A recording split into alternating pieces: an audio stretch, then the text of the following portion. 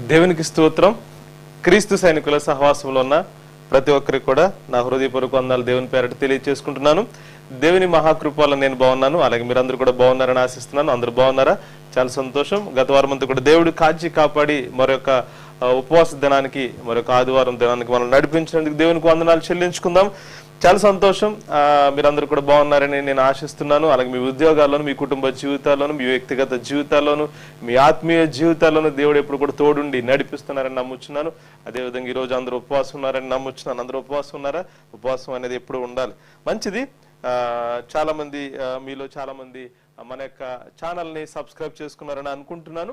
ఒకవేళ ఎవరైనా సబ్స్క్రైబ్ చేసుకోకపోతే దయచేసి చేసుకోండి. ఒకవేళ మన సంఘంలోని వారు కావచ్చు, క్రీస్తు సైనికుల సహవాసంలోని వారు కావచ్చు, అలాగే సంఘంలోని వారి యొక్క బంధువులు కానీ స్నేహితులు కానీ ఎవరైనా ఈ వీడియో చూస్తున్నారేమో అందరికీ కూడా విన్నవించుకుంటున్నాను. దయచేసి ఈ యొక్క ఛానల్ని సబ్స్క్రైబ్ చేసుకోండి. కింద ఉన్న మీకు ఈ వీడియో చూసినప్పుడు కింద సబ్స్క్రైబ్ అనే పదం కనిపిస్తుంది, దాన్ని క్లిక్ చేయండి. దాని పక్కన బెల్ సింబల్ కూడా క్లిక్ చేసినట్టయితే తదుపరి మీకు ఎప్పుడైనా మన సంఘం తరపు నుంచి ఏదైనా వీడియోస్ వచ్చినప్పుడు, లేదా లైవ్ వీడియోస్ వచ్చినప్పుడు మీకు వెంటనే నోటిఫికేషన్ వస్తుంది, మీరు చూసుకోగలుగుతారు. దయచేసి అందరూ కూడా సబ్స్క్రైబ్ చేసుకోవాల్సిందిగా కోరుకుంటున్నాను. అలాగే మీ స్నేహితులకి, మీ బంధువులకు కూడా ఈ వీడియోస్ షేర్ చేసి వారిని కూడా సబ్స్క్రైబ్ చేసుకోమని వారిని కూడా అడగవలసిందిగా కోరుకుంటున్నాను.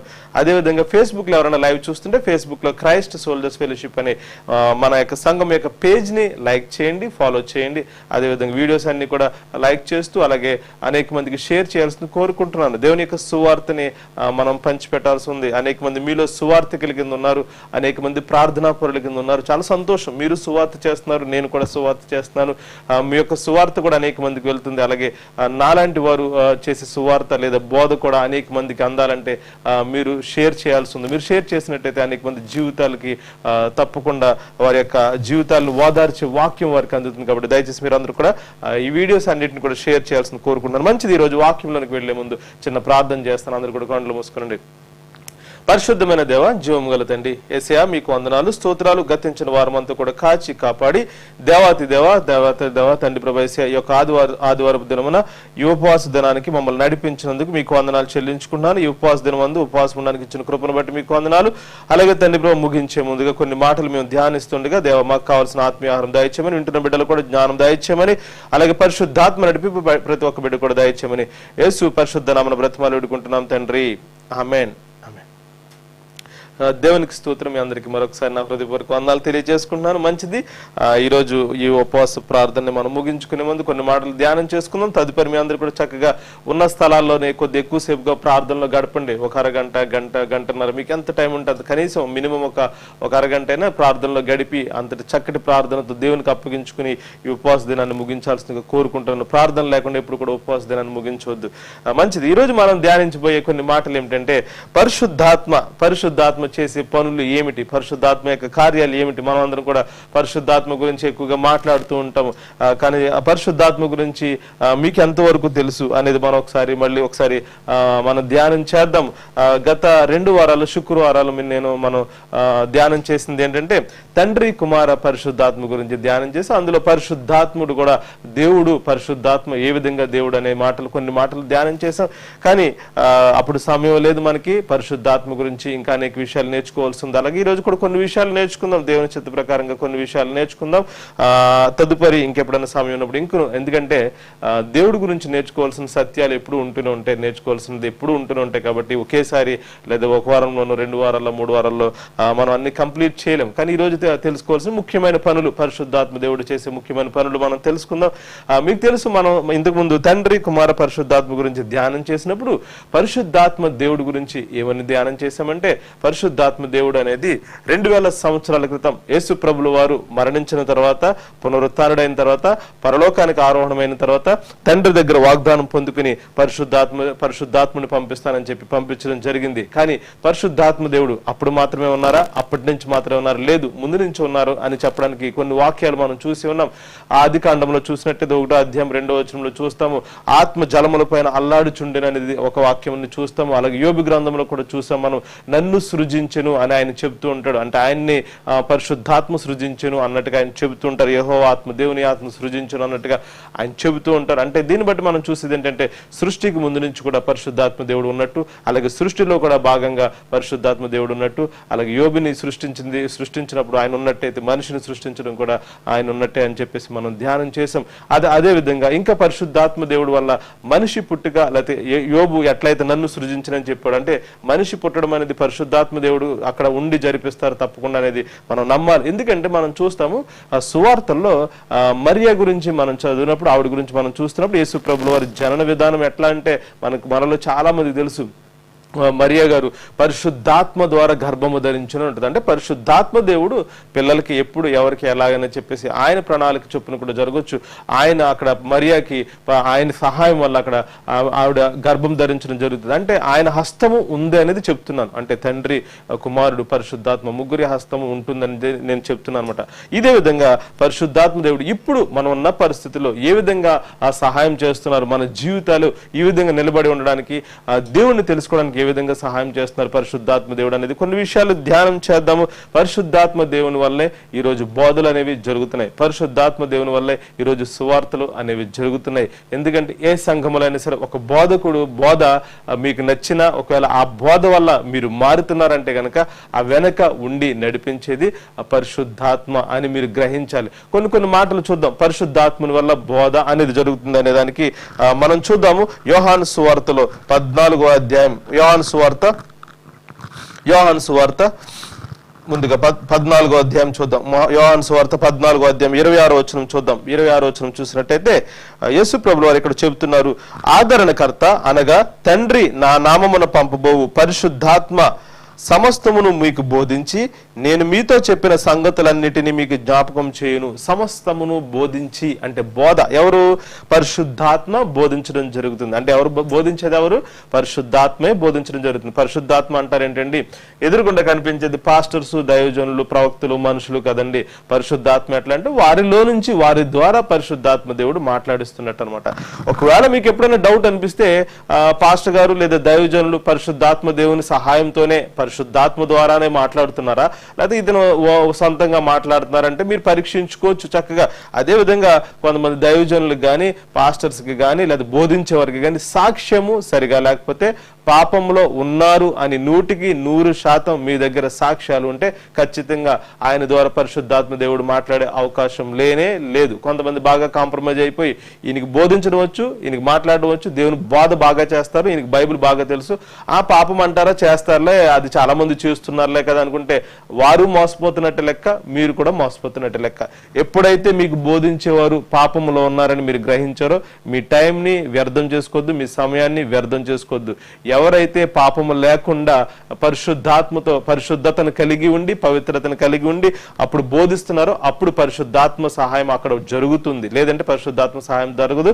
లోకానుసారమైన జ్ఞానంతోనూ లోకానుసారమైన వాగ్దాటితోనూ వారు బోధిస్తున్నట్టు లెక్క. కాబట్టి మీరు మాయలో పడి సంవత్సరాలు, నెలలు వ్యర్థం చేసుకోవద్దు.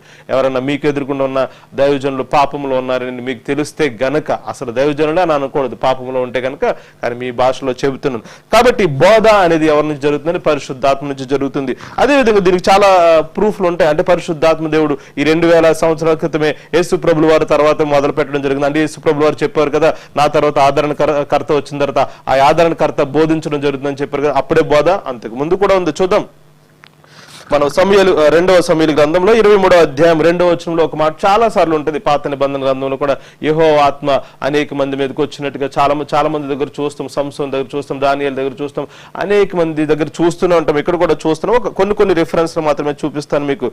2వ సమూయేలు గ్రంథం 23వ అధ్యాయం 2వ వచనం, యెహోవా ఆత్మ నా ద్వారా పలుకుచున్నాడు, ఆయన వాక్కు నా నోట ఉన్నది. ఎవరంట? యెహోవా ఆత్మ. అంటే దేవుని ఆత్మ నా ద్వారా పలుకుచున్నాడు. అంటే ఇట్లాగే జరుగుతుంది. బోధకులు ఎట్లాగైతే వాళ్ళు చెప్పాల్సింది ఏంటంటే నా ద్వారా దేవుని ఆత్మ పరిశుద్ధాత్మ పలుకుచున్నాడు అని చెప్తారు. అందుకే చాలా మంది అంటూ ఉంటారు, బోధించేవారు కూడా అంటుంటారు, పరిశుద్ధాత్మ దేవుడు నా ద్వారా మాట్లాడిస్తున్నాడు అని. అది మీరు నమ్మి తీరాలి. నమ్మకం అనేది లేకపోతే నేను దాన్ని చెప్పినట్టుగా మీరు అక్కడి నుంచి పక్కకు వెళ్ళడం మంచిది. లేదంటే చక్కగా నమ్మకం ఉందండి, ఈయన సాక్ష్యం బాగుంటుంది, ఈ దైవజనులు నిజంగా దేవుని వెంబడిస్తూ దేవుని చిత్తానుసారంగా జీవిస్తున్నారని మీకు అనిపించినప్పుడు చక్కగా విని ఎదగడం నేర్చుకోండి. మంచిది. ఇక్కడ బోధ అనేది ముందు నుంచి జరుగుతుంది. యెహోవా ఆత్మ ఆత్మ నా ద్వారా పలుకుచున్నాడు అనేది ఇక్కడ దావీదు చెబుతున్నాడు ఈ మాటని. కాబట్టి దావీదు అక్కడ ఏదైతే మాటలు తర్వాత పంచుకోబోతున్నాడు ఆ మాటలన్నీ కూడా యెహోవా ఆత్మ నా ద్వారా పలుకుచున్నాడు అని చెప్తున్నాడు. దేవుని ఆత్మ అనేది ముందు నుంచి ఉన్నట్టుగా మనం గ్రహించాలి.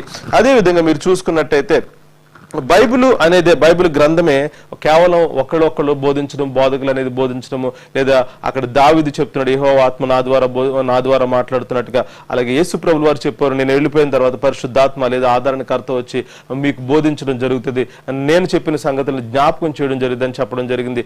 అంతేకాకుండా అసలు బైబిల్ గ్రంథమే పరిశుద్ధాత్మ ద్వారా ప్రేరేపింపబడి భక్తులు రాయడం జరిగింది. 2వ పేతురు రాసిన పత్రిక 1వ అధ్యాయం 2వ పేతురు రాసిన పత్రిక 1వ అధ్యాయం 20 వచనం నుంచి 21వ వచనం. 2వ పేతురు 1వ అధ్యాయం 20 నుంచి 21వ వచనం.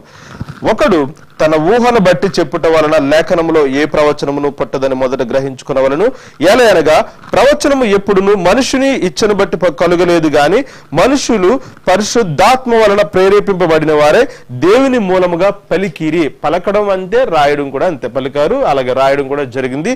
ఎలా అంటే పరిశుద్ధాత్మ వలన ప్రేరేపింపబడిన వారే అంటే ఖచ్చితంగా మీరు గమనించాల్సింది, ఎక్కడైనా ఒక బోధ జరుగుతుందంటే అక్కడ ఉండి సహాయం చేసేది పరిశుద్ధాత్మ దేవుడు. అంటే పరిశుద్ధాత్మ దేవుని వల్ల బోధ అనేది జరుగుతుంది అని మీరు గ్రహించాల్సిందిగా నేను కోరుకుంటున్నాను. అదే విధంగా పరిశుద్ధాత్మ దేవుని వల్ల ఇప్పుడు ఆయన ఏం బోధిస్తారు అంటే యేసు ప్రభులు వారు ఇక్కడ చెప్తారు కదా, మీకు ఇందాక చూసినట్టుగానే యోహాను సువార్తలోనే మీరు 15వ అధ్యాయంలో యోహాను సువార్తలోనే మీరు 15వ అధ్యాయంలో ముందుగా చూసింది 14వ అధ్యాయంలో 26వ వచనం చూసారు. అలాగే 15వ అధ్యాయం 26వ వచనంలో కూడా ఉంటుంది. 15వ అధ్యాయం 26వ వచనం ఉంటుంది, తండ్రి యొద్ద నుండి మీ యొద్దకు నేను పంపబో ఆదరణకర్త అనగా తండ్రి యొద్ద నుండి బయలుదేరు సత్య స్వరూపైన ఆత్మ వచ్చినప్పుడు ఆయన నన్ను గూర్చి సాక్ష్యం ఇచ్చాను. బోధలో ముఖ్యంగా ఫస్ట్ చేసేది ఏంటంటే ఇక్కడ యేసు ప్రభువు వారు చెప్పింది తర్వాత జరిగింది. బోధలో ముఖ్యంగా జరిగేది ఏంటంటే పరిశుద్ధాత్మ చేసే పని ఏంటంటే యేసు ప్రభువు వారి గురించి మనుషులకు ముందు పరిచయం చేయడం జరుగుతుంది. యేసు ప్రభువు వారే నిజమైన దేవుడు, ఆయన కొరకు, ఆయనే మన కొరకు పాపుల కొరకు మరణించారు, రక్తాన్ని పెట్టారు, ప్రాణం పెట్టారు, రక్తాన్ని చిందించారు. ఆయనే మరణించిన తర్వాత సమాధి చేయబడిన తర్వాత పునరుత్థానుడై మళ్ళీ పరలోకానికి వెళ్ళారు. ఆ విధంగా ఆయన గురించి సాక్ష్యం చెప్పడం అనమాట. నేను అక్కడి నుంచే వచ్చాను, ఆయన పరలోకానికి వచ్చి తర్వాత నేను ఇక్కడికి వచ్చాను అని సాక్ష్యం చెప్పడం. నేను ఆయన వచ్చిన తర్వాతే నన్ను కిందకు పంపించినప్పుడు నేను వచ్చాను అని చెప్పేసి ఒక సాక్ష్యంగా చెప్తారన్నమాట. అంటే ప్రతి చోట చెప్పేది యేసు ప్రభుల వారి గురించి, ఆయన కార్యాల గురించి మనం వింటున్నామంటే, ఆయన త్యాగం గురించి, ఆయన మరణం గురించి వింటున్నామంటే ముఖ్యంగా బోధలో ఫస్ట్ గా వచ్చేది యేసు ప్రభుల వారి యొక్క సాక్ష్యం గురించి, అలాగే తర్వాత వచ్చేది యేసు ప్రభుల వారి యొక్క మాటల గురించి. ఇందాక మీరు చూసినట్టుగానే యోహాను సువార్తలోనే మీరు చూసినట్టుగానే 14వ అధ్యాయం 26వ వచనంలో చూసినట్టుగానే పరిశుద్ధాత్మ సమస్తమును మీకు బోధించి నేను మీతో చెప్పిన సంగతులను అన్నిటినీ కూడా మీకు జ్ఞాపకం చేయను. యేసు ప్రభుల వారు చెప్తున్నారంట, నేను మీతో చెప్పిన సంగతులను జ్ఞాపకం చేయను. అంటే పరిశుద్ధాత్మ దేవుడు యేసు ప్రభుల వారు ఏదైతే భూమి మీద బోధించి వెళ్ళారో అదే బోధని మళ్ళీ జ్ఞాపకం చేయడానికి వస్తారని చెప్పడం జరిగింది. అదే విధంగా చెప్తున్నారు కూడా. అంటే ఇక్కడ ఒక విషయం గమనించాలి, యేసు ప్రభుల వారు బోధించిన మాటలను మాత్రమే పరిశుద్ధాత్మ దేవుడు మనకు చెప్తున్నారా? అంతకు మించి ఏమి చెప్పట్లేదా? అంతకు మించి కూడా చెబుతారు. ఏమి చెప్తారంటే యేసు ప్రభుల వారు 2000 సంవత్సరాల క్రితం ఈ భూమి మీదకి వచ్చినప్పుడు, ఆయన సేవ చేసినప్పుడు, శిష్యులను పెట్టుకుని అన్ని గ్రామాలకు వెళ్ళి చెప్తున్నప్పుడు ఏదైతే మాటలు మాట్లాడారో అవే మాటలు మళ్ళీ జ్ఞాపకం చేస్తారు అని యేసు ప్రభుల వారు చెప్పారు. పరిశుద్ధాత్మ దేవుడు చేసేది ఏంటంటే ఆ మాటలను మాత్రమే జ్ఞాపకం చేయడం మాత్రమే కాకుండా, యేసు ప్రభుల వారు భూమి మీద ఉన్నప్పుడు మాటలు మాత్రమే కాకుండా పరలోకంలో ఉన్నప్పుడు ఉన్న మాటలను కూడా పరిశుద్ధాత్మ దేవుడు మనకు చెప్పడం జరుగుతుంది. అదే మాట మనం చూస్తాం యోహాను సువార్తలో 16వ అధ్యాయం 13వ వచనంలో చూద్దాం. 16వ అధ్యాయం 13వ వచనం. అయితే ఆయన అనగా సత్య స్వరూపి అయిన ఆత్మ వచ్చినప్పుడు మిమ్మును సర్వసత్యంలోనికి నడిపించును. ఆయన తనంతట తాను ఏమీ బోధింపక వేటిని వినినో వాటిని బోధించి సంభవింపబో సంగతులను మీకు తెలియజేయను. వేటిని వినినో వాటిని బోధించి అనుంది. ఆ తర్వాత వచనంలో ఆయన నా వాటిలోనివి తీసుకుని మీకు తెలియజేయను గనుక నన్ను మహిమపరచును. ఫస్ట్ చేసేది ఏంటంటే ఖచ్చితంగా యేసు ప్రభుల వారి బోధని మించి గాని ఒక ముక్క అటు ఇటుగా వెళ్ళదు. ఆయన ఏదైతే బోధించారో నీతిని గురించి కానీ, పాపముని గురించి కానీ, పాప ఒప్పుకోలు గురించి కానీ, పరిశుద్ధత గురించి కానీ, దేవుడి గురించి కానీ, దేవుని కార్యాల గురించి కానీ ఏవైతే యాజ్ ఇట్ ఈజ్ గా అయ్యే బోధిస్తారో అలా బోధించడం ద్వారా నన్ను మహిమపరుస్తాడు పరిశుద్ధాత్మ దేవుడు అని చెప్పాడు. అది చేయడం జరుగుతుంది. అంతకు మించి కూడా చెప్పడం జరుగుతుంది. అది ఎట్లా అంటే మీరు పైన ఉన్న వచనంలో చూద్దాం, 12వ వచనంలో చూద్దాం. అక్కడే 16వ అధ్యాయం 12వ వచనంలో, నేను మీతో చెప్పవలసినవి ఇంకనూ అనేక సంగతులు కలవు గాని ఇప్పుడు మీరు వాటిని సహింపలేరు అని ఉంది ఒక మాట. నేను మీతో చెప్పవలసిన సంగతులు చాలా ఉన్నాయి, ఇప్పుడు మీరు వాటిని సహింపలేరు అని ఉంది. అప్పుడు కంటిన్యూషన్, అయితే ఆయన అనగా సత్య స్వరూపమైన ఆత్మ వచ్చినప్పుడు మిమ్మును సర్వసత్యంలోనికి నడిపించును అని ఉందంటే దాని అర్థం ఏంటంటే, ఇప్పుడు నేను ఇంకా చాలా చెప్పవలసి ఉన్నాయి కాబట్టి ఇవన్నీ నేను ఇప్పుడు చెప్పట్లేదు, మీరు సహింపలేరు కాబట్టి పరిశుద్ధాత్ముడు వస్తాడు, ఆదరణ కొరత వస్తాడు. అప్పుడు వచ్చినప్పుడు భూమి మీద నేను ఏదైతే చెప్పానో అవి చెప్తారు, పరలోకంలో నుంచి తండ్రి అలాగే కుమారుడు ఏదైతే బోధిస్తారో ఏదైతే చెప్తారో అవే చెప్తూ ఉంటారు పరిశుద్ధాత్మ దేవుడు అనేది ఇక్కడ యోహాను సువార్తలో చూస్తూ ఉంటాం. అంటే పరిశుద్ధాత్మ దేవుడు చెప్పేది తండ్రి కుమారులో నుంచి తీసుకున్న మాటలే చెప్పడం జరుగుతుంది. మనం యొక్క ఇప్పుడు ఇలా బ్రతికి ఉన్నామంటే, ఈ విధంగా సువార్త వింటున్నామంటే ఖచ్చితంగా ఆయన బోధను మనం వింటున్నందుకే. ఈ విషయాలన్నీ కూడా మనం గమనించాలి. అంతేకాకుండా కొన్నిసార్లు ఆయన చేసేది ఏంటంటే మనల్ని మనుషులందరినీ కూడా పాపపు ఒప్పుకోలు చేయించేది కూడా ఆయన. ఇదే యోహాను సువార్తలో 16వ అధ్యాయంలో 8వ వచనంలో చూద్దాం. యోహాను సువార్త 16వ అధ్యాయం 8వ వచనం. అంటే ఈ బోధ చేయడం ద్వారా ఫస్ట్ ఏం చేస్తారంటే, నేను చెప్పింది ఏంటంటే యేసు ప్రభుల వారి గురించి సాక్ష్యం చెప్పడం, అలాగే యేసు ప్రభుల వారిలోని బోధ ఏదైతే ఉందో వాటన్నిటిని జ్ఞాపకం చేయడం, అందులోనివి జ్ఞాపకం చేయడం మాత్రమే కాకుండా పరలోకము నుంచి వినిపింపబడుతున్న మాటలు, తండ్రి నుంచి కుమారు నుంచి ఏవైతే మాటలు ఉన్నాయో వాటన్నిటిని కూడా తీసుకుని పరిశుద్ధాత్మ దేవుడు ఇప్పుడు ప్రపంచంలో ఇప్పుడున్న సేవలన్నిటిలో సంఘాలన్నిటిలో కూడా ఆయన బోధకులకు సహాయం చేస్తూ అందరికీ కూడా కావాల్సిన జ్ఞానాన్ని ఇవ్వడం అనేది జరుగుతుంది. అలా ఎందుకు ఇస్తున్నారు, ఎందుకు జ్ఞానాన్ని ఇస్తున్నారంటే అసలైన పని ఏంటంటే ఇప్పుడు చూస్తున్నాం 8వ వచనంలో 16వ అధ్యాయం 8వ వచనంలో యోహాను సువార్త 16వ అధ్యాయం 8వ వచనంలో ఆయన వచ్చి పాపమును గూర్చి నీతిని గూర్చి తీర్పును గూర్చి లోకమును ఒప్పుకొన చేయను. దేని గురించి అంట? పాపమును గూర్చి నీతిని గూర్చి తీర్పును గూర్చి లోకమును ఒప్పుకొన చేయను. అంటే మనుషులు మనం అంటాం చాలా మంది, నేను ఒప్పుకున్నానండి, అన్ని పాపాలు ఒప్పుకున్నానండి, నేను అన్ని విడిచిపెట్టేశానండి, నాకు దేవుడు సహాయం చేశాడండి, నేను బాప్టిజం తీసుకున్నాను అంటారు కదా. అంటే మీరు నేను ఒప్పుకున్నది కూడా మన గొప్పతనం ఏమీ కాదు, పరిశుద్ధాత్మ దేవుడు సహాయం చేసి మనకి బోధించి, బోధ కూడా ఆయన నుంచే వస్తుంది, బోధించి జ్ఞానం దయచేసి పాపపు ఒప్పుకోలు కూడా ఆయనే చేస్తారు. ఏమని చెప్తారంటే మనకి పాపం గురించి చెప్తారు, నీతి గురించి చెప్తారు, తీర్పు గురించి చెప్తారు. పాపాన్ని విడిచిపెట్టమని చెప్తారు, నీతిగా బ్రతకమని చెప్తారు. ఆ రెండిట్లు ఏది చేసినా సరే తీర్పులోనికి వెళ్ళినప్పుడు నీతిగా జీవిస్తే పరలోకానికి వెళ్తామని, నీతిగా జీవించకపోతే పాపంలో జీవిస్తే కనుక నరకానికి పోతామని చెప్పేసి తీర్పు గురించి కూడా చెప్తారు. అంటే ఏదైతే బోధ మనం వింటున్నామో ఆ బోధ అంతా దేని గురించి ఉంటుంది?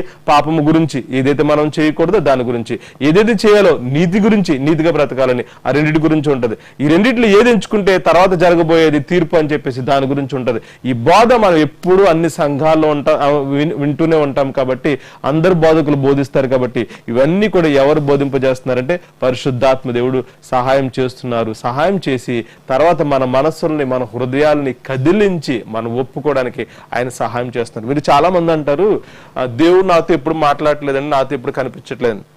మనుషుల మనస్తత్వం ఎట్లా ఉంటుందంటే చాలా సింపుల్ గా సంఘాల్లో కూడా వింటూ ఉంటాం, పలానా వ్యక్తి పలానా బ్రదర్ నాకు ఎప్పుడు ఫోన్ చేయడండి, నాకు ఎప్పుడు ఫోన్ చేయడండి అంటాం. ప్రాబ్లం ఏంటంటే నాకెప్పుడు చేయడు అంటారు, కానీ వీళ్ళు చేయరు ఎంతకని ఎవరికైనా అన్నట్టుగా. అదే అలవాట్లో పొరపాటుగా దేవుడి మీద కూడా అదే డైలాగ్ కామన్ గా వాడుతూ ఉంటారు. ఏమని వాడతారంటే దేవుడు నాతో ఎప్పుడు మాట్లాడలేదండి, దేవుడు నాతో ఎప్పుడు దేవుడు ఎలా మాట్లాడతాడండి, దేవుడు ఎలా మాట్లాడతాడండి అని చాలా మంది అంటారు. దేవుడు మాట్లాడకుండా ఒకవేళ మీరు పాపాన్ని ఒప్పుకుని విడిచిపెట్టి మారు మనసు పొందుకుని రక్షణ పొందారంటే కనుక దేవుడు మీతో మాట్లాడినట్టే. దేవుడు మీతో మాట్లాడకపోతే భయంకరమైన త్రాగుల్లో ఉండి వ్యభిచారంలో ఉండి వాటిని విడిచిపెట్టుకోవాలనే ఉద్దేశాలు మీకు రావు. ఎప్పుడైనా గమనించారా?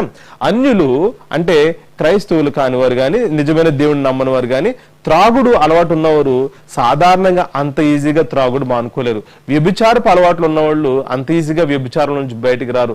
అదేవిధంగా మోసపూరితమైన జీవితం కానీ, అబద్ధపు జీవితం కానీ, లేకపోతే నలుగురిని హింసించే జీవితం కానీ, బాధ పెట్టే జీవితం కానీ, మూర్ఖత్వపు జీవితం కానీ, ఇష్టానుసారమైన లోకానుసారమైన జీవితంలో కానీ అలవాటు పడ్డవారు, అది యవ్వనంలో నుంచి కావచ్చు, బాల్యంలో నుంచి కావచ్చు, అలవాటు పడ్డవారు ఒక 20 సంవత్సరాలు 30 సంవత్సరాలు దాటిందంటే అదే జీవితంతో ఆఖరి వరకు బ్రతికేస్తారు కానీ మధ్యలో మారే అవకాశాలు ఉండవు. మీరు గమనించి ఉంటారు, చాలా మంది స్నేహితుల్ని నేను కూడా గమనించాను. వాళ్ళు ఏదైతే బ్రతుకుతున్నారో అదే బ్రతుకుని కలిగి ఉంటారు, దాన్నే వాదిస్తారు. అవసరమైతే నేను కరెక్టే, నేను ఎలాగా ఉంటానంటారు కొంతమంది, నేను మంచి చేస్తానంటారు కొంతమంది చెడుగా చేసినా సరే అవును నేను మూర్ఖునే, నేను ఎలాగా ఉంటానంటారు.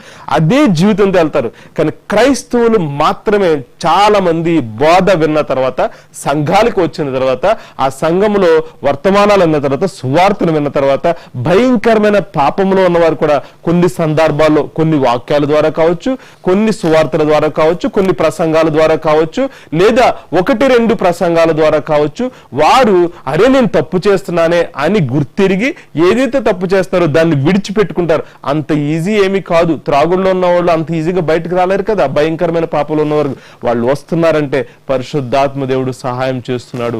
ఒకటి, ముందుగా బోధించేది ఆయనే బోధిస్తాడు. ఒకవేళ మనం బలహీనంగా ఉంటే కనుక దానిలోంచి ఎలా బయటకు రావాలో కూడా ఆయనే బోధిస్తాడు. కాబట్టి ప్రియులారా, క్రైస్తవులైనట్టు మీరు ఎవరైనా సరే ఎప్పుడైనా ఏదైనా బలహీనతల్లోను పాపంలోను బంధకాల్లో ఉంటే బోధ విన్నప్పుడు మీకు బాధ అనిపిస్తుంది. నిజమే కదా, నేను పాపంలో ఉన్నాను, కానీ నేను మళ్ళీ బయటికి రాలేకపోతున్నాను అనుకో.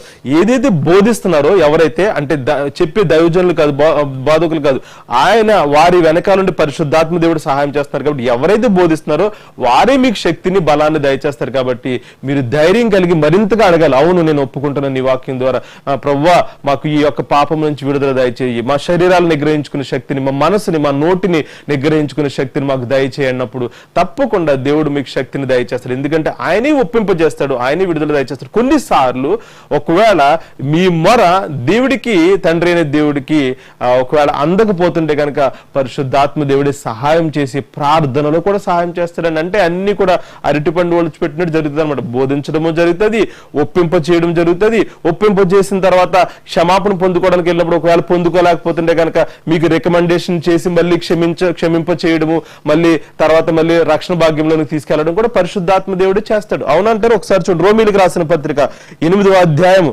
రోమీలకు రాసిన పత్రిక 8వ అధ్యాయము 26వ వచనంలో, అటువలే ఆత్మయు మన బలహీనతను చూచి సహాయము చేయుచున్నాడు. ఎలయనగా మనము యుక్తముగా ఎలాగూ ప్రార్థన చేయవలనో మనకు తెలియదు గాని ఉచ్చరింప శక్యము గాని మూలుగులతో మరియు హృదయములను పరిశోధించువాడు. ఈ యొక్క ప్రార్థన అంతా కూడా ఎవరు చేస్తున్నారు? ఉచ్చరింప శక్యము కాని మూలుగులతో కావచ్చు. అలాగే మనం చేసే ప్రార్థన మనకు రానప్పుడు ఆ ఆత్మ తానే మన పక్షముగా విజ్ఞాపనము చేయుచున్నాడు. ఎవరు? ఆ ఆత్మ తానే మన పక్షముగా విజ్ఞాపనం చేయుచున్నాడు. అంటే ఎవరంటే పరిశుద్ధాత్మ. ఎవరి పక్షముగా? మన పక్షముగా. అలాగే 27వ వచనంలో, మరియు హృదయములను పరిశోధించేవాడు ఆత్మ యొక్క మనసు ఏది ఎరుగును, ఏలయనగా ఆయన దేవుని చిత్త ప్రకారం పరిశుద్ధుల కొరకు విజ్ఞాపనం చేయుచున్నాడు. అంటే మనం మొరపెడుతున్నప్పుడు, ప్రార్థన చేస్తున్నప్పుడు మనకు రాకపోతే మన మనసు మారడానికి ఇష్టపడింది అనుకోండి, ఎలా ప్రార్థన చేయాలో తెలియకపోతే కనుక పరిశుద్ధాత్మ దేవుడే ప్రార్థన చేస్తాడు. నువ్వు ఎలా కాదు ప్రార్థన చేయడం, ఇలా చేయాలి. తండ్రికి ఎలా ప్రార్థన చేస్తే నీ ప్రార్థన అక్కడికి చేరుతుంది, నువ్వు క్షమింపబడతావు, లేదా నువ్వు విడుదల చేయబడతావు అని చెప్పేసి ఆయనే ప్రార్థన చేసినప్పుడు అప్పుడు తండ్రి అయిన దేవుడికి అర్థమైపోద్దా ప్రార్థన చేస్తున్నప్పుడు ఈ పదాల్లో పరిశుద్ధాత్మ దేవుని సహాయం ఉంది, అంటే పరిశుద్ధాత్మ రికమెండేషన్ ఉందని చెప్పేసి. వీటికి కొన్ని అర్హతలు ఉంటాయి. అంటే కనీసం మినిమము నేను మారాలి అనే ఆలోచన ఉండాలి. వాక్యం ద్వారా కనీసం లోపల రిపెంటెన్స్, పశ్చాత్తాపము, అరే నేను తప్పు చేస్తున్నానే, ఎలా బయటికి రావాలి, నేను బయటికి రాలేకపోతున్నాను, ఈ ఆలోచనలు ఎప్పుడు మొదలవుతాయో అప్పుడు పరిశుద్ధాత్మ దేవుడు మీకు కంప్లీట్ గా మీరు మారడానికి, అలాగే దేవుని దగ్గర క్షమింపబడడానికి, అలాగే రక్షణ భాగ్యం కూడా ఆయనే ఇస్తారు. అందుకని వాక్యం చెప్తుంది నూతన స్వభావం కూడా ఆయనే ఇస్తారని చెప్పేసి. మనం చూద్దాం ఒకసారి. తీతుకు రాసిన పత్రికలు 3వ అధ్యాయం 5వ వచనంలో ఉంటది.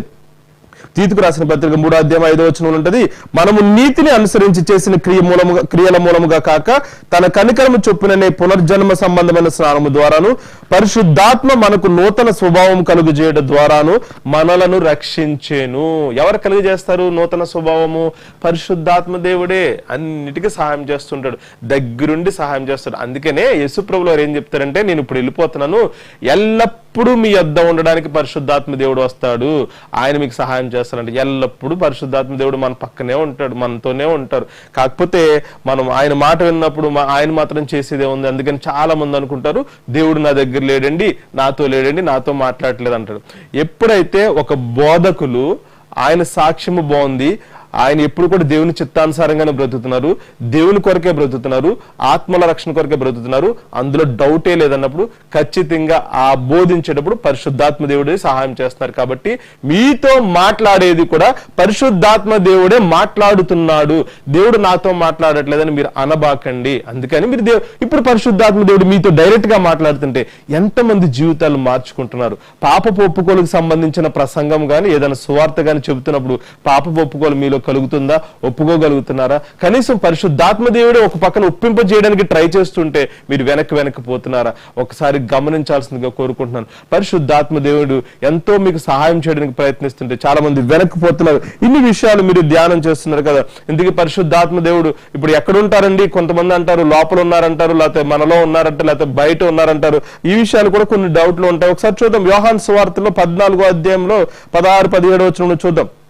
యోహాను సువార్త 14వ అధ్యాయంలో 16-17 వచనాలు చూద్దాం. 14వ అధ్యాయం 16-17 వచనంలో, నేను తండ్రిని వేడుకొందును, మీ యొద్ద ఎల్లప్పుడూ నుండుటకై ఆయన వేరొక ఆదరణకర్తను అనగా సత్య స్వరూపయోగ ఆత్మను మీకు అనుగ్రహించిన. ఎప్పుడు ఎట్లా అంట? మీ దగ్గర ఎల్లప్పుడూ ఉండుటకై, ఎప్పుడు ఉండడానికి పరిశుద్ధాత్మ దేవుణ్ణి ఆయన అనుగ్రహిస్తారు అన్నమాట. నెక్స్ట్ చూద్దామా. లోకము ఆయనను చూడదు, ఆయనను ఎరుగదు, గనుక ఆయనను పొందనేరదు. మీరు ఆయనను ఎరుగుదురు, ఆయన మీతో కూడా నివసించును, మీలో కూడా ఉండును. అంటే పరిశుద్ధాత్మ దేవుడు ఎక్కడ ఉంటారట? మీతో కూడా ఉంటారంట, మీలో కూడా ఉంటారంట. మనిషి అయితే ఎక్కడ ఉంటాడంటే మనతో ఉంటాడు. మీ ఫ్రెండ్ ఎవరన్నా బెస్ట్ ఫ్రెండ్ ఉన్నాడు అనుకోండి, మీకు క్లోజ్ ఫ్రెండ్ అంటే ఎక్కడ ఉంటాడంటే మహా అయితే మీతో ఉంటాడు, మీ రూమ్ లో ఉంటాడు, మీతో ఉంటాడు. నాతో ఉంటాడు అని చెప్పుకోగలుగుతారు కానీ నాలో ఉన్నాడని చెప్పుకోలేరు కదా. అలాగే పరిశుద్ధాత్మ దేవుడు కదండి, దేవుడు ఆత్మస్వరూపి.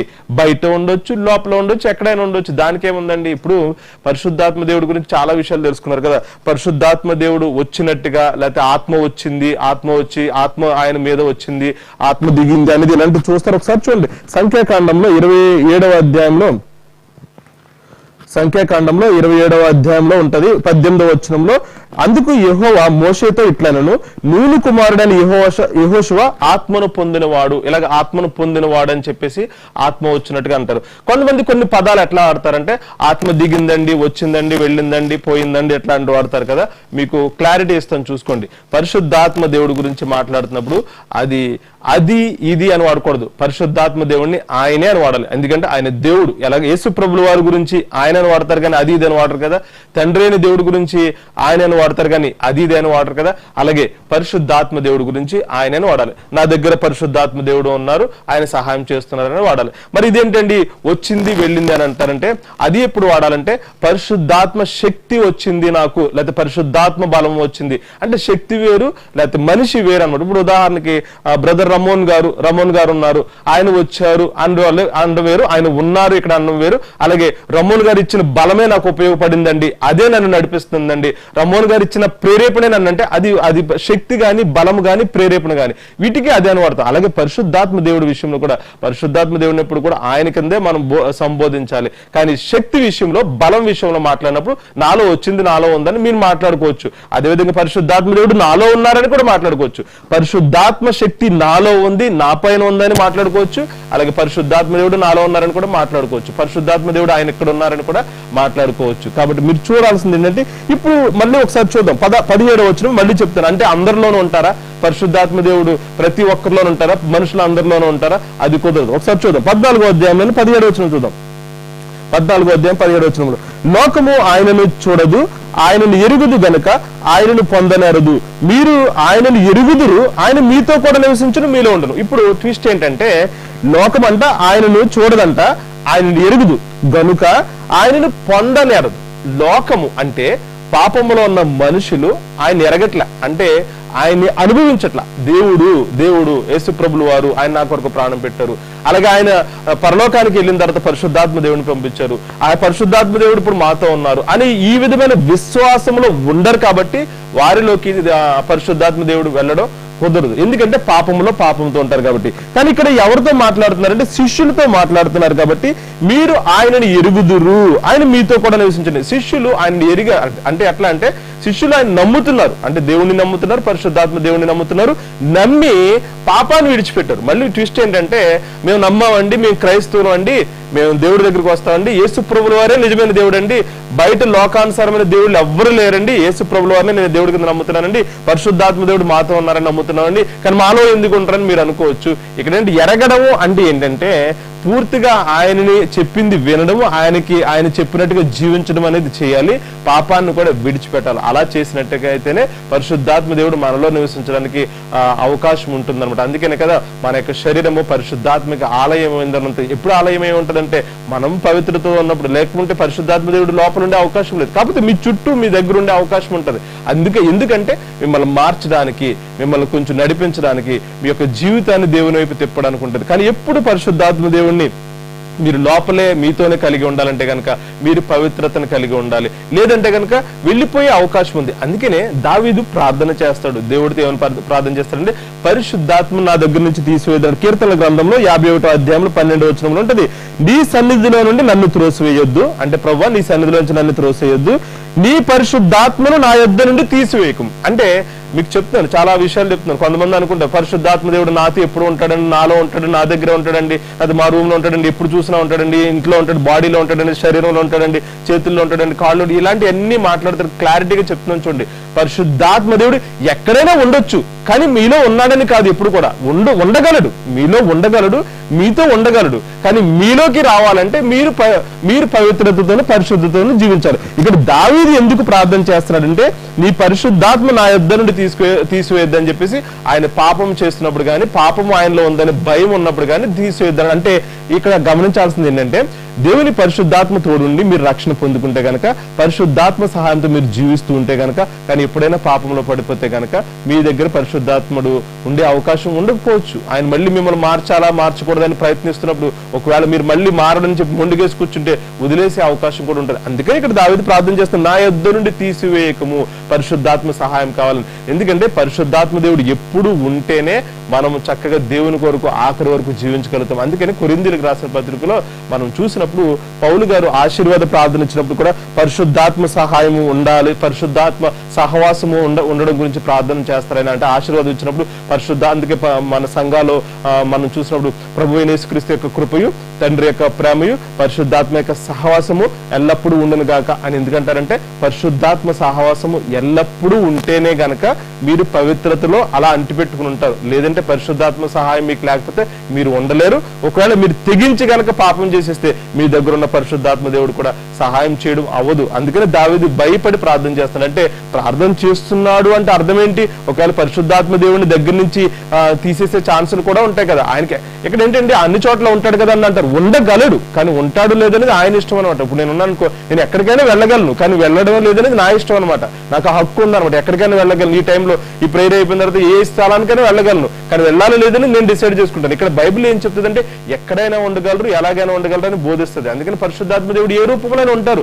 మీకు ఒకవేళ మీ స్నేహితుల ద్వారా కానీ, మీకు మీ బోధకుల ద్వారా కానీ, పాస్టర్స్ ద్వారా కానీ, ఎవరి ద్వారానే సరే పరిశుద్ధాత్మ దేవుడు మీతో మాట్లాడుతూనే ఉంటారు. పరిశుద్ధాత్మ దేవుడు ఏ రూపంలోనే ఉండగలవచ్చు, ఆత్మరూపంలో ఉంటారు కాబట్టి మీలో ఉండొచ్చు, మీ దగ్గర ఉండొచ్చు. అందుకే కదా మనం చూస్తాము యేసు ప్రభువుల వారు బాప్తిసం తీసుకున్నప్పుడు పావురము రూపంలో పరిశుద్ధాత్మ వచ్చినట్టు చూస్తాం. అంటే అక్కడ చాలా స్పష్టంగా ఉంది, పావురం వల్లే పరిశుద్ధాత్మ దిగి వచ్చినని చూస్తాం కదా. అంటే దాని అర్థం ఏంటి? అక్కడ పావురం రూపంలో పరిశుద్ధాత్మ వచ్చినట్టు కదా. అందుకనే పరిశుద్ధాత్మ దేవుడికి ఎలాగైనా సరే అవకాశం ఉంది. ఇప్పుడు అన్ని విషయాల ద్వారా మీరు గమనించాల్సింది ఏంటంటే పరిశుద్ధాత్మ దేవుడు సహాయం లేకపోతే ఏ పనులు కూడా జరగవు.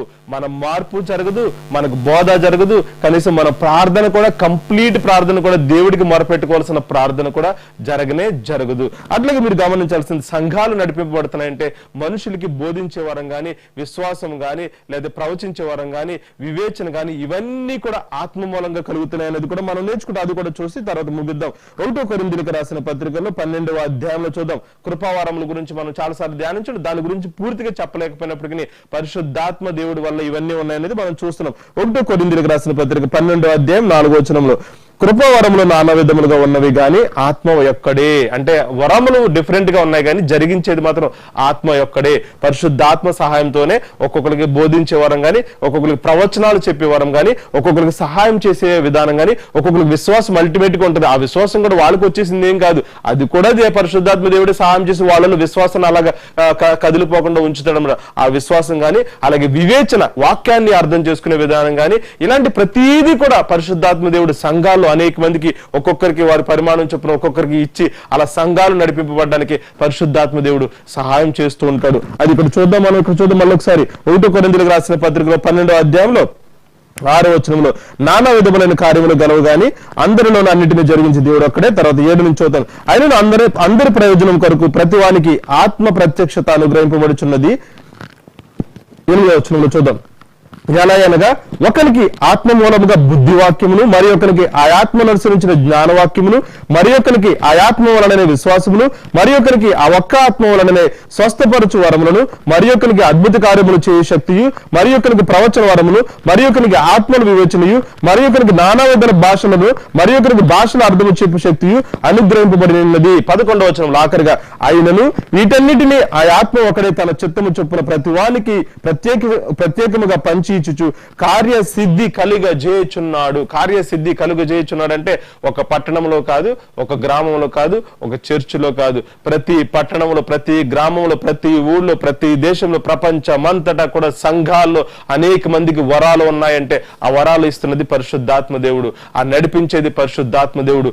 మనుషులు నేను మారను మారను మారను అంటే బోధని ఆ వారి వరకు తీసుకెళ్లేది, నడిపించేది పరిశుద్ధాత్మ దేవుడు. మీరు చూస్తారు, మీరు చాలా ఉంటది, నేర్చుకుంటే చాలా ఉంటాయి. మీకు అపోస్తల కార్యంలో చూసినప్పుడు ఫిలిప్పుని అరణ్యానికి కొనుపబడిన ఉంటది. అంటే ఒక పట్టణం నుంచి సడన్ గా అరణ్య మార్గానికి ఒక నపుంసకుడికి వాక్యాన్ని బోధించడానికి ఆత్మ ద్వారా కొనుపబడిన ఉంటది. ఏంటి అంటే పరిశుద్ధాత్మ దేవుడు అలా మనుషుల్ని లేదా సేవకుల్ని అలా ఎక్కడికి కావాలో అక్కడ తీసుకెళ్లిపోతుంటారు అనమాట. అందుకని కొంతమంది అంటారు దేవుని చిత్తమండి, దేవుని ఆత్మ నడిపింపండి, దేవుని ప్రేరేపణ ద్వారా అవసరం అండి ఈ దేశం నుంచి నేను మారిపోతానండి, వేరే దేశానికి వెళ్ళమని దేవుడు చెప్తున్నాడు అంటారు కదా.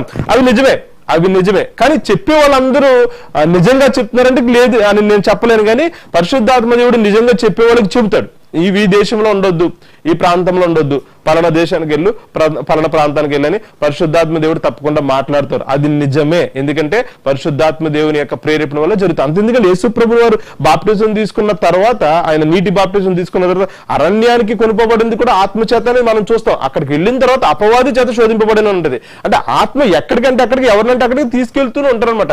అందుకే దేవుడు చెప్పాడు అంటారు.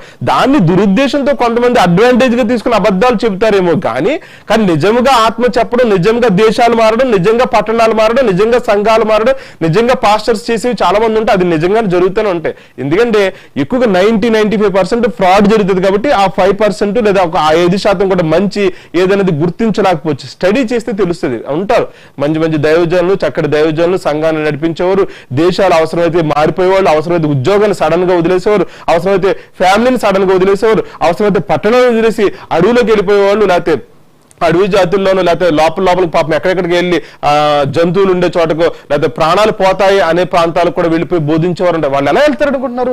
ఆత్మ ప్రేరేపణ చేతనే. ఒకవేళ అనుకోవచ్చు లేదంటే స్వార్థపూరితంగా వెళ్ళాడు, స్వార్థపూరితంగా వెళ్ళినాడు, అడవుల్లోంచి వచ్చి పట్టణాల్లో సేవ చేస్తే బాగా ఉపయోగపడుతుంది, నాకు డబ్బులు పోగొస్తాయంటే దాన్ని మీరు స్వార్థపూరితంగా అనుకోవచ్చు. కానీ ఎక్కడో నరమాంస భక్షకులు ఉండే చోట కూడా అనేక మంది సేవకులు వెళ్ళారు. అంటే మనుషుల్ని తినేస్తారు అని భయమేసి అని తెలిసి కూడా, ఇంతకు ముందు చాలా మంది వెళితే ఆ ప్రాంతానికి మనుషుల్ని తినేసి అక్కడ నరమాంస భక్షకులు ఉన్నారు అని తెలిసి కూడా వెళ్ళిన వాళ్ళు ఉన్నారు. ఎందుకు వెళ్ళారు? మరి ఆత్మ ప్రేరేపణ ద్వారానే వెళ్తారు. లేకపోతే ప్రాణాన్ని విడిచిపెట్టుకోవడానికి ఎవరు వెళ్తారండి? అడవుల్లోకి, పట్టణాల్లో ఉన్నవాళ్ళు, చక్కగా చదువుకున్న వాళ్ళు, మంచి చదువులు చదువుకున్న వాళ్ళు కూడా కొంతమంది పాపం అడవుల్లోకి వెళ్ళి, తెగల్లోకి వెళ్ళి, వాళ్ళలోకి వెళ్ళి బోధిస్తారు. ఎట్లా వెళ్తారు అనుకుంటున్నారు? ఆత్మ ప్రేరేపణ ద్వారా వెళ్తారు. అందుకనే కొంతమంది మీకు వాళ్ళు కూడా కనిపిస్తుంటారు. ఆత్మ ప్రేరేపణ ద్వారానే అవిశ్వాసుల దగ్గరికి, పాపుల దగ్గరికి బోధ అనేది వస్తుంది. అంటే బోధ అనేది మీకు ఎలా అందుతుందంటే పరిశుద్ధాత్మ నడిపింపు ద్వారా. యేసు ప్రభుల వారి గురించిన విషయాలు మీకు ఎట్లా తెలుస్తాయంటే పరిశుద్ధాత్మ ప్రేరేపణ ద్వారా. పరిశుద్ధాత్మ ప్రేరేపించబట్టి బోధకులు మీకు బోధిస్తున్నారు. యేసు ప్రభుల వారి గురించి సాక్ష్యాన్ని, యేసు ప్రభుల వారి యొక్క మాటలను జ్ఞాపకం చేస్తున్నారు. అలాగే పరలోకం నుంచి తండ్రి యొక్క మాటలు యేసు ప్రభుల వారు, యేసు ప్రభుల యొక్క మాటలు ఆయన కూడా తీసుకుని పరిశుద్ధాత్మ దేవుడు మనకి ఇక్కడ బోధించడం జరుగుతుంది. అలాగే సంఘాలు నడిపించడానికి, సంఘాల్లో అనేక మందికి అనేక వాళ్ళకున్న పరిస్థితిని బట్టి, వాళ్ళకున్న విశ్వాసాన్ని బట్టి, వాళ్ళకున్న సాక్ష్యాలను బట్టి, వాళ్ళకున్న పరిశుద్ధతను బట్టి, వాళ్ళందరికున్న తలాంతులను బట్టి, వాళ్ళకున్న వయసును బట్టి, అన్నిటిని బట్టి కూడా పరిశుద్ధాత్మ దేవుడు నిర్ణయించి పనులు అప్పగించి ఆ సంఘాలను నడిపిస్తుంటారు. అఫ్ కోర్స్ చాలా సంఘాల్లో పరిశుద్ధాత్మ నడిపింపు ప్రేరేపణ లేకుండానే ఎవరికి వాళ్ళు నిర్ణయాలు తీసేసుకుని, ఎవరి బాధ్యతలు వాళ్ళు తీసేసుకుంటారు, ఇచ్చేవాళ్ళు కూడా ఇచ్చేస్తుంటారు. అలాంటివన్నీ కూడా దేవునికి ఇష్టం లేని సంఘాల కింద అయిపోతుంటాయి. అలాంటి సంఘాలు చాలా ఉంటాయి. ఇది ఎట్లా తెలుస్తుంది అంటే కొన్నిసార్లు ఇన్ఫ్లుయెన్స్ వల్ల, లేకపోతే పాపంలో ఉన్నాడని తెలుసు కూడా బాధ్యతలు ఇవ్వడం వల్ల ఇలాంటివి జరుగుతుంటాయి. కానీ నాలాంటి వారు, నేనైతే మాక్సిమం ట్రై చేస్తాను దేవుని విషయంలో, దేవుడు ఇచ్చిన జ్ఞానం కొద్ది ట్రై చేస్తాను. ఏదైనా పాపములు ఉంటే కనుక, అపవిత్రత ఉంటే కనుక బాధ్యతలు ఇవ్వడానికి ఇష్టపడం. ఎందుకు ఇష్టపడం? చాలా మంది అంటుంటారు ఇలా అయితే అలా బ్రదర్, ఇలా అయితే సేవలు నడవు కదా, అందరూ అలాగే ఉన్నారు. అందరూ అలా ఉంటే సేవే మానేద్దాం అంటారు. నేనైతే అందరూ అలా ఉంటే, ఇప్పుడు మన దగ్గర ఉన్నవాళ్ళు, మనకు అందుబాటులో ఉన్నవాళ్ళు అందరూ పాపంలోనే ఉన్నారు. కానీ మనకు వాడుకోవడానికి, సేవ జరిగించడానికి, సేవ ముందుకు వెళ్ళడానికి ఎవరు దానికి తగ్గ అర్హతలు లేరంటే సేవలే మానేయచ్చు కదా, బలవంతంగా చేసుకోవడం ఎందుకు? పరిశుద్ధాత్మ దేవుడికి ఇష్టం లేదు పలానా వాళ్ళకి పని ఇవ్వడం, పలానా వాళ్ళకి పని ఇవ్వడం అని ఇష్టం లేదు. అలాంటప్పుడు బలవంతంగా చేసుకుని అందరూ పాపంలో అందరూ నరకానికి పోయి అక్కడ రెండింతలుగా శిక్షింపబడడం ఎందుకు? అవసరమైతే మానేసుకోవచ్చు కదా. అందుకని ఈ విషయాలు కూడా మనం చక్కగా గమనించాలి. పాపంలో ఉన్నవారు ఒక సంఘంలో ఒక బాధ్యతలో ఉన్నారంటే ఖచ్చితంగా అది పరిశుద్ధాత్మ దేవుడు ఇచ్చిన పని మాత్రం కానే కాదు. ఖచ్చితంగా వాళ్ళు మానవ ప్రేరేపితంగా ఏదో వాళ్ళు కోరుకున్నదో, లేకపోతే పైన వారు ఏదో స్వార్థపూరితంగా వారికి అప్పగించింది అయి ఉండొచ్చు, కానీ పరిశుద్ధాత్మ నడిపింపు అయితే కాదు. పరిశుద్ధాత్మ నడిపింపు పరిశుద్ధాత్ముడు అంటేనే దాంట్లో పరిశుద్ధత ఉంది. పరిశుద్ధాత్ముడు అంటేనే పరిశుద్ధత ఉంది. పరిశుద్ధత లేనివాడికి ఆయన పని ఎట్లా అప్పగిస్తాడు?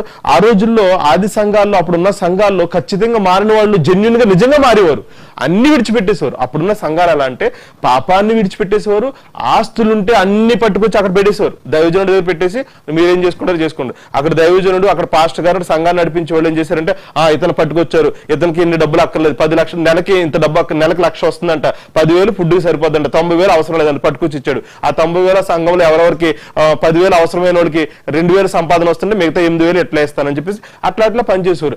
అంతటి చక్కటి మనస్తత్వాలు ఉండేవి కాబట్టి అప్పుడు పరిశుద్ధాత్మ దేవుడు అందరికీ ఇచ్చి నడిపించడం జరిగింది. ఇప్పుడు కూడా ఉన్నారు కానీ అందరూ ఉన్నట్టుగా లేరు. చాలా మంది ఫ్రాడ్ గాను ఏదో స్వార్థపూరితంగా తీసుకునే వాళ్ళు తీసుకున్నారు, ఇచ్చేవాళ్ళు ఇస్తున్నారు, నడుస్తున్నాయి సంఘాలు. ఎప్పటికైనా దేవుని తీర్పులు వీళ్ళందరూ కొట్టుకుపోవాల్సిన వాళ్ళే. కానీ ఖచ్చితంగా నడిపింపబడేది ఏంటంటే పరిశుద్ధాత్మ ద్వారా మాత్రం మనలో పరిశుద్ధత, మనలో పవిత్రత ఉన్నప్పుడే. అది లేనప్పుడు బెస్ట్ దేవుని పనికి దూరంగా ఉండడం మంచిది. ఎందుకంటే లేకపోతే ఆ యొక్క శాపాన్ని కొని తెచ్చుకున్న వారు అవుతారు. ఇక్కడ పరిశుద్ధాత్మ దేవుడు మనకు అప్పగించినట్టయితే ఆ యొక్క సహాయంతో ఎన్నో అద్భుతాలను చూడగలుగుతాం, లేకపోతే చెడుని ఎక్కువగా చూడగలుగుతాం. మన వల్ల ఎవరికి కూడా ఉపయోగం ఉండదు. కాబట్టి పరిశుద్ధాత్మ దేవుడే ఇవన్నీ ఇచ్చి నడిపిస్తున్నాడు అనేది మీరు గమనించారు. మీ దగ్గర ఇప్పుడు పరిశుద్ధాత్మ దేవుడు ఉన్నాడా లేదా అనేది మీరు గమనించండి. మీరు మారారా? మారలేకపోతే గనక ఇప్పటి వరకు కనుక పాపంలో ఉంటే కనుక ఇప్పటి వరకు కూడా పరిశుద్ధాత్మ దేవుడు మీకు ప్రేరేపించలేదా అంటే మీరు ఒకసారి గమనించండి.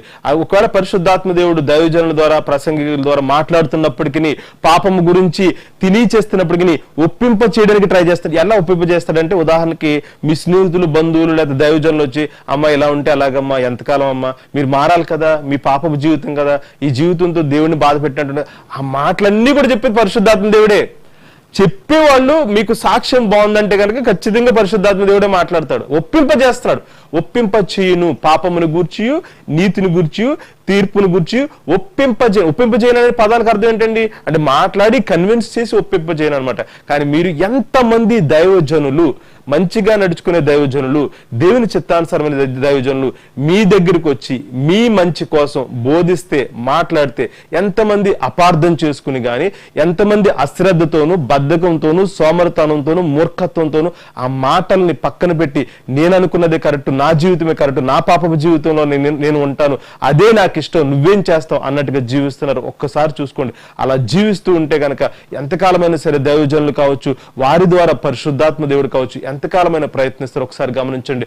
ఎప్పుడైతే మీరు కొంచెమైనా ఒప్పుకుని రిపెంట్ అయ్యి నిజమే నేను తప్పు చేస్తున్నాను, పలానా ఆ విధానం తప్పే, నేను ఈ విధమైన జీవితం, ఈ విధమైన నిర్ణయాలు, ఈ విధమైన స్వభావము, ఈ విధమైన పద్ధతులు నా తప్పే అని మీరు ఎప్పుడైతే గ్రహిస్తారో అప్పుడు ఇమీడియట్ గా పరిశుద్ధాత్మ దేవుడు ఎంటర్ అయిపోతాడు. ఎట్లా ఎంటర్ అయిపోతాడు? మీకు ప్రార్థన చేయడంలో సహాయం చేస్తాడు. ఒకవేళ మీరు ప్రార్థన చేయడానికి భయపడుతున్నాడు అనుకో, ఏమోనండి దేవుడు ఒప్పుకుంటాడో లేదంటే, లేదు నువ్వు స్టార్ట్ చేయి, దేవుడే మాట్లాడతాడు, పరిశుద్ధాత్మ దేవుడు నీకు సహాయం చేస్తాడు. అది ఖచ్చితంగా దైవజనుల ద్వారా జరుగుతూ ఉంటది. పాస్టర్స్ కూడా ఏమని చెప్తారు మీకు? ఫస్ట్ పాపముల గురించి చెప్తారు, తర్వాత ఒప్పుకుంటున్నానండి నేను తప్పులు చేస్తాను కానీ దేవుడు ఒప్పుకుంటాడు అంటాడంటే అంటే ఏమంటారు మళ్ళీ వాళ్ళు? లేదు దేవుడు ఒప్పుకుంటారు, మీరు ప్రార్థన చేయండి అంటారు. నాకు ప్రార్థన రాదంటే ఏం లేదు, ముందు ఫస్ట్ స్టార్ట్ చెయ్యి, ఆ తర్వాత దేవుడు సహాయం చేస్తాడు. ఇదంతా ఎవరు చెప్తున్నారు? పరిశుద్ధాత్మ దేవుడు యాజ్ ఇట్ ఈజ్ గా అవే పనులు చేస్తూ ఉంటాడు. అందుకని మీరు గమనించండి, మీ దగ్గర ఉన్న దైవజనులు కానీ, మిత్రులు కానీ, సంఘాల్లో వాడబడే మంచి విశ్వాసులు కానీ ఎవరైనా సరే వాళ్ళ సాక్ష్యం మీకు నచ్చితే, వాళ్ళు మంచిగానే ఉన్నారు, ఎంత ఎంక్వైరీలు చేసినా, ఎంత చూసుకున్నా, వాళ్ళు ఏ కోణంలో చూసుకున్నా మంచి జీవితాన్ని కలిగి ఉన్నారంటే ఖచ్చితంగా పరిశుద్ధాత్మ దేవుడు వాళ్ళ ద్వారా మీతో మాట్లాడుతున్నాడు. కానీ అయినప్పటికీ మీరు నెగ్లెక్ట్ చేస్తున్నారంటే మీరు మళ్ళీ నరకానికి వెళ్లాల్సి వస్తుంది. అందుకని పరిశుద్ధాత్మ దేవుడు చేసే కార్యాలని, పనులు గుర్తించండి. మీ మధ్య మీతో జరుగుతుంది, కానీ పరిశుద్ధాత్మ దేవుడిని లోపల కలిగి ఉండడం ఎంత బాగుంటుందో తెలుసా? అందుకనే యేసుప్రభుల వారు చెప్తున్నాడు, అన్యులు ఆయన ఎరుగురు కనుక ఆయన్ని పొందనేరదన్నాడు. మీకైతే ఆయన తెలుసు కాబట్టి మీలో ఉంటాడు, మీతో ఉంటాడు అని ఉంది. అందుకని మరి మీతో పరిశుద్ధాత్మ దేవుణ్ణి ఉంచుకోవాలంటే మరి ఆయన మాటలు వినాలి కదా. ఆయన మాటలు వింటూనే అది రక్షణ పొందక ముందే లేకపోతే బాప్టిజం ముందే కాదు, జీవితాంతం అవసరం అవుతుంది. ఎందుకంటే అనేక సమయాల్లో అనేక నిర్ణయాల్లో ఒకవేళ లోకము గాని శరీరం గాని బయటకు వచ్చేస్తే పరిశుద్ధాత్మ దేవుడు నీ మనస్సాక్షి ద్వారా, అప్పుడప్పుడు చదివే వాక్యం ద్వారా, అప్పుడప్పుడు వినే వాక్యం ద్వారా, అప్పుడప్పుడు నీ ప్రార్థనల ద్వారా దేవుడు నిన్ను గద్దిస్తూ హెచ్చరిస్తూ నెమ్మదిగా చెబుతూ ఉంటాడు పరిశుద్ధాత్మ దేవుడు. ఆ ఆలోచనలే అసలైనవి. వాటిని కూడా అధిగమించి నీ శరీరాన్ని నెగ్గించుకుని నువ్వు గనక ఆ పనుల్లోకి వెళ్ళిపోతే గనక నువ్వు మళ్ళీ బయటికి రాలేవు. కాబట్టి ప్రియ సహోదరుడా, ప్రియ సహోదరి, పరిశుద్ధాత్మ దేవుడు ఎప్పుడు మీ చుట్టూ మీ దగ్గరే ఉంటున్నారు. కానీ మీలోకి రప్పించుకోవడానికి మాత్రం మీరు పరిశుద్ధ జీవితాన్ని, పవిత్ర జీవితాన్ని కలిగి ఉండాలి. మీలోకి రప్పించుకోండి, అదే క్రైస్తవ జీవితం. మీతో ఉండి పాపం ఆయన అస్తమాను బతిమాలించుకునే వారు ఉండకూడదు. అంతెందుకండి, పాస్టర్స్ ఉన్నారనుకోండి, లేదా దైవజనులు, మీకు ఇష్టమైన స్నేహితులు ఉన్నారు, మీకు బోధిస్తారు. ఏమని బోధిస్తారు? అమ్మ నువ్వు పాపాన్ని చేయకూడదు, పాపం నుంచి దూరంగా ఉండమంటారు. ఆయన ఎప్పుడు చెప్తాడు? మీకు రోడ్డు మీద కనిపించినప్పుడు, ఇంటి దగ్గర కనిపించినప్పుడు చెప్తాడు. అదే కనుక మీరు పాపంలో ఉన్నప్పుడు ఏమంటే మీరు నా రూమ్మేట్ కింద రండి అన్న, ఇప్పుడు ఎవరైనా సహోదరులు పాపంలో ఉన్నారనుకోండి, ఒక వ్యభిచారంలోనూ త్రాగులో రోజు వ్యభిచారం అనుకోండి, మీరు ఎవరైనా పాస్టర్ గారి దగ్గరికి వెళ్ళి పాస్టర్ గారు నా రూమ్ ఖాళీగానే ఉందండి, నా దగ్గరకు వచ్చి ఉండమంటే ఉంటాడా? ఆయన ఉండడు. అదే కనుక మీతో బయట మాట్లాడమంటే మాట్లాడతాడు. ఏమని మాట్లాడతాడు? అమ్మ నువ్వు మారాలమ్మ. మాట్లాడతారు కానీ మీ దగ్గరికి రారు. అలాగే పరిశుద్ధాత్మ దేవుడు కూడా మీ దగ్గర ఉండి బోధకుల ద్వారా, స్నేహితుల ద్వారా మీతో మాట్లాడతారు. కానీ మీ దగ్గర ఎల్లప్పుడూ ఉండడానికి, మీలోకి రావడానికి మాత్రం ఇష్టపడరు. ఎందుకంటే పాపం ఉంది. ఎప్పుడైతే బయట నుంచి బోధించే పాస్టర్ గారు ఎప్పుడైతే పూర్తిగా పాపాన్ని విడిచిపెట్టేసి వ్యభిచారాన్ని కానీ, త్రాగుడు కానీ, మూర్ఖత్వాన్ని కానీ, లేదా చెడు అలవాట్లు అన్ని విడిచిపెట్టేసి పరిశుద్ధతతో ఉన్నావు అనుకో, కొద్ది కాలానికి నీ సాక్ష్యం బాగుందనుకో, పాస్టర్ గారికి ఒకవేళ ఆయనకి రూమ్ లేదనుకోండి, లేకపోతే మంచి విశ్వాసకు రూమ్ లేదనుకోండి, బ్రదర్ మీరు నా దగ్గర కూర్చుండొచ్చు, నా రూమ్ ఖాళీ కింద, అవునా బ్రదర్ వస్తానంటాడు. సింపుల్. అట్లాగే పరిశుద్ధాత్మ దేవుడు కాన్సెప్ట్ కూడా అంతే. మీకు చెప్పడానికి చెప్తాడు కానీ పరిశుద్ధాత్మ దేవుడు మీలో ఉండాలంటే మాత్రం మీరు ఖచ్చితంగా మీరు అన్నిటిని విడిచిపెట్టుకుని పరిశుద్ధ జీవితాన్ని, పవిత్ర జీవితాన్ని, మంచి జీవితాన్ని, మంచి హృదయాన్ని, మంచి మాట తీరిని, మంచి స్వభావాన్ని అన్ని విధాలుగా ఆలోచించినా సరే ఎప్పుడు మంచి మంచి మంచి అనేది ఉంటే కనుక పరిశుద్ధాత్మ దేవుడు మీలోనే ఉండడానికి ఇష్టపడుతుంటాడు. పరిశుద్ధాత్మ దేవుడు ఇన్ని కార్యాలు చేస్తున్నప్పుడు మీరు ఎప్పుడైనా గమనిస్తున్నారా? గమనించట్లేదా? ఈ రోజు దేవుడు మీతో మాట్లాడిన విధంగా ప్రతిదీ కూడా గమనిస్తూ ఉండండి. పరిశుద్ధాత్మ దేవుడు ఎప్పుడు మీతో ఉన్నట్టుగానే, మీ దగ్గరికి వస్తున్నట్టుగానే, మీతో మాట్లాడుతున్నట్టుగానే ఈ రోజు నుంచి ఆయన పరీక్షించుకుని తద్వారా ఆయన యొక్క కార్యాలను గమనించి మీరు ముందుకు వెళ్లాల్సిన కోరుకుంటున్నాను. మంచిది. కొన్ని మాటలు దేవుడు దీవించును గాక. ఆమేన్. ప్రార్థన చేస్తాను. ప్రార్థన చేసి ఈ రోజు కొన్ని మాటలు ముగిస్తాను. దేవలాడ్ స్తోత్రం.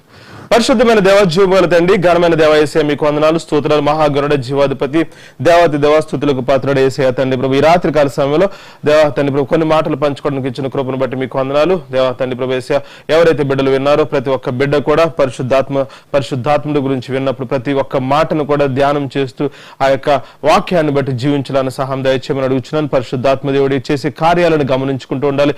ఏ కార్యాల ద్వారా ఏ విధంగా బిడ్డలకి, విశ్వాసులకి బయలుపరుచుకుంటున్నారు ఆ యొక్క విధానాన్ని గమనించుకుంటే, అయ్యో పరిశుద్ధాత్మ దేవుడే నాకు బోధిస్తున్నారా, నేను ఎందుకు తృణీకరిస్తున్నాను అని చెప్పేసి భయం పొందుకుని ఆ యొక్క బోధను విని ఆ బోధ ప్రకారంగా జీవించాలని సహాయం దయచేయమని అడుగుచున్నాను. అదేవిధంగా తండ్రి ప్రభు, అనేక మంది బోధ విని మారడానికి ప్రయత్నిస్తున్నారు కానీ వారు ఒకవేళ మార్చుకోలేకపోతున్నారేమో, వాళ్ళని ఒప్పింప చేయమని అడుగుచున్నాను. అదేవిధంగా ప్రార్థన చేయడానికి బద్దకిస్తున్నారేమో, ప్రార్థన చేయడానికి భయపడుతున్నారేమో, ప్రార్థన చేయడానికి మాటలు రావట్లేదు అనుకుంటున్నారేమో, అలాంటి వారికి ఆత్మ సహాయం ద్వారా ప్రార్థన వచ్చేలాని సహాయం దయచేయమని అడుగుచున్నాను. అదేవిధంగా ఆత్మీయ వరాలని, కృపావరాలని కలిగి ఉండకుండా ఏదో ఒక నామకార్థమైన క్రైస్తవుడిగా సంఘాల్లో ఉంటున్నారేమో, అలాంటి బిడ్డలకి మంచి విశ్వాసాన్ని దయచేసి ఏదో ఒక వరము దయచేసి తద్వారా దీవించి ఆశ్రయించమని బ్రతిమాలుకుంటున్నాను.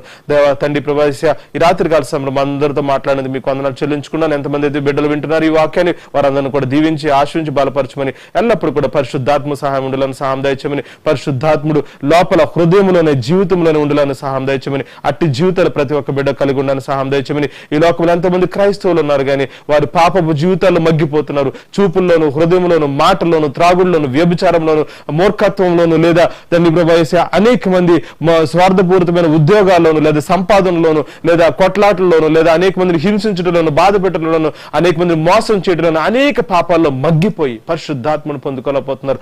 అలాంటి వారందరూ జీవితాలు మారడానికి సహాయం దయచేయమని, వారందరికీ అనేక మంది క్రైస్తవులు కూడా అదే విధంగా ఉన్నారు. అలాంటి వారు కూడా స్వచ్ఛమైన జీవితం, జీవితం, స్వచ్ఛమైన ప్రేమ కలిగిన జీవితం, స్వచ్ఛమైన తండ్రి ప్రభా పరిశుద్ధత కలిగిన జీవితాలు కలిగి ఉండి తద్వారా పరిశుద్ధాత్మ దేవుడికి ఎప్పుడు కూడా అవకాశం ఇచ్చేలాని సహాయం దయచేయమని ప్రతి ఒక్క బిడ్డను కూడా మీ పాసన చేర్చుకోమని ఈ రాత్రికాల సమయంలో మాతో ఈ మాటలు దేవా మాకు తెలియచేసినందుకు మీకు వందనాలు చెల్లించుకుంటూ మా అందరి ద్వారా మీరే మహిమ ఘనత పొందుకోమని యేసు పరిశుద్ధ నామమున బ్రతిమాలి వేడుకుంటున్నాం తండ్రి. ఆమేన్. ఆమేన్. దేవునికి స్తోత్రం. మీ అందరూ కూడా నా హృదయపూర్వక వందనాలు. చాలా సంతోషం.